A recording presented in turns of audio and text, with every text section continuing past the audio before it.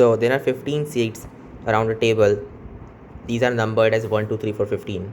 Number of ways in which 6 seats can be selected such that no 2 or more are adjacent. So for example, one such selection would be you select 1, then 3, then 6, then 8, then 10. So how many? 5 till now. So one more, right?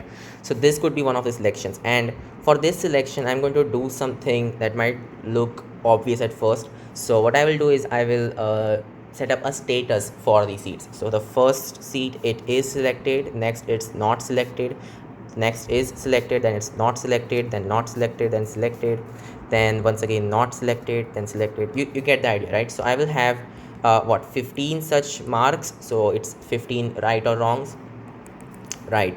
And what I will do is that instead of going circular with these marks, I will just start from 1 and then I will do them in a line. So it will be 15 of such marks. So correct, wrong, correct, wrong, wrong, correct, wrong, something like that, right? So 15 of these.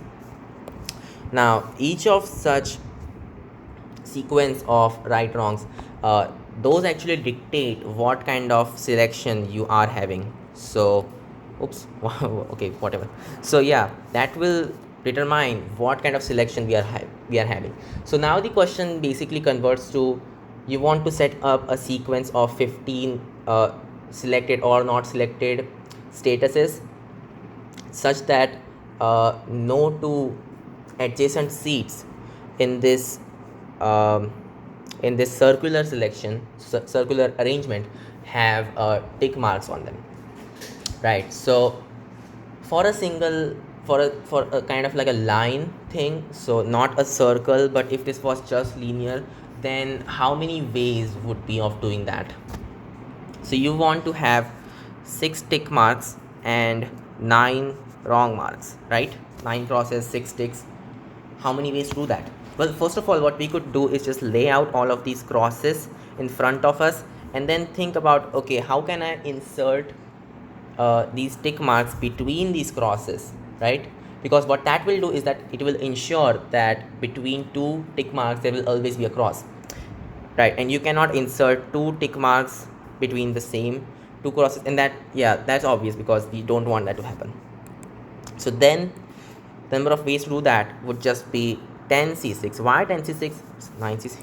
Okay, 10c6. Why 10c6? Because there are 10 such places where you can put these tick marks, and out of these 10 places you just want to select 6 places. Well, that's good, then that's our answer, right? No, it's not the answer. The problem is that if you put a tick over here and over here at the very last and at the very start, then that means 1 and 15 are selected, and that's wrong because they are adjacent.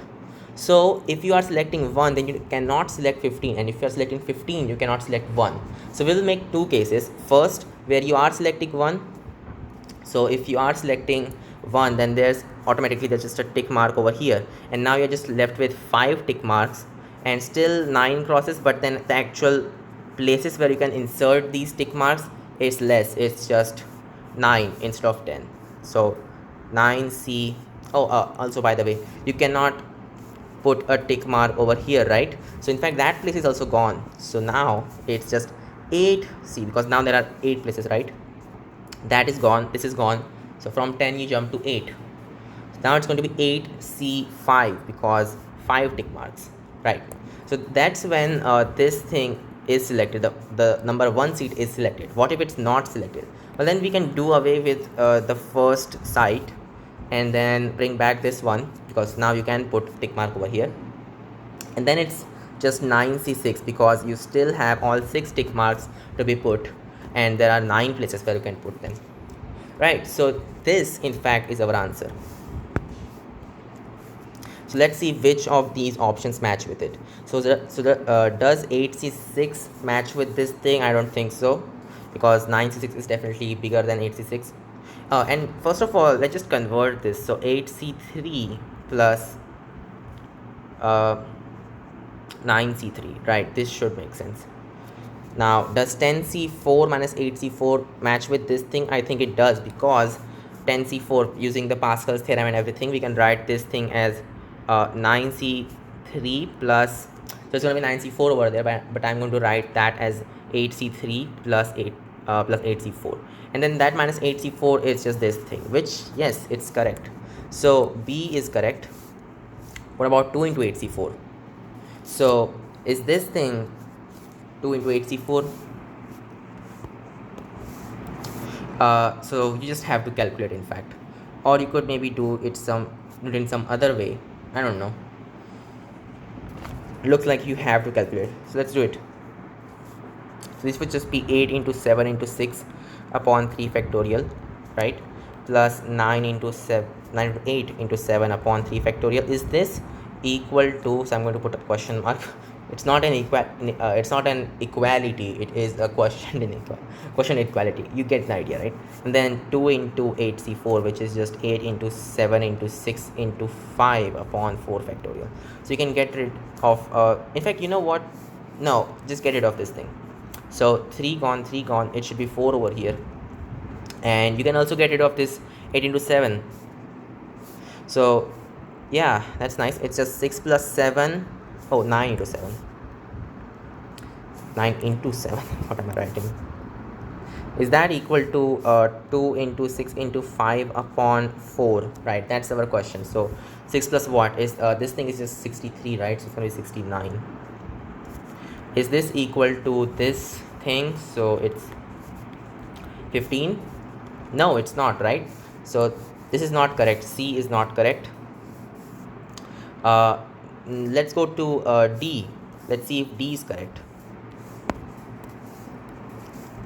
So 2 into 10c4, hey, it would be the same thing as previous one, except that instead of having 8 into 7 to 6 into, yeah, you have something else. Oh, or you could in fact just write it a little differently. So 8, yeah, till 8, right? So 10c4, yeah, we can write this as 2 into 9c3 plus 8c3 plus, alright, it's already bigger. Yeah, because 10c4, that's definitely bigger, right? It's 9c3 and then 9c3, 2 times of that, that's already bigger. So no, thanks. Alright then, well, I think this might be correct, but hey, 8c4 doesn't make some mistake. I usually do make mistakes a lot, so let's just do it once again. 7 into 6 upon 3 factorial. Well, 3 factorial is the same thing as 6 anyway, so this is just 8 into 7 plus 9 into 8 into 7 upon 6. So that would be 3 and then 2 over here, and that's equal to 2 into 8c4, so 2 into 8 into 7 into 6 into 5 upon 4 factorial, so it's just 4 into 6, and then this cancels, and then this also cancels, which is 2, and then 8 into 7, that's gone. So 1 plus 3 upon 2, is that equal to, so now what do we have here? 8 into 7 is gone, this 6 is gone, this became 2, it's 5 upon 2. Well, okay, in fact that is correct. So I don't know what mistake I made previously, but this is actually correct. So 3 upon 2 plus 1, that is 5 upon 2. So yeah, this is correct as well. So okay, you know what, yeah, I won't be taking another try on solving this once again. This is it. I'm going to put this on the net. So I'll see you guys in the next video.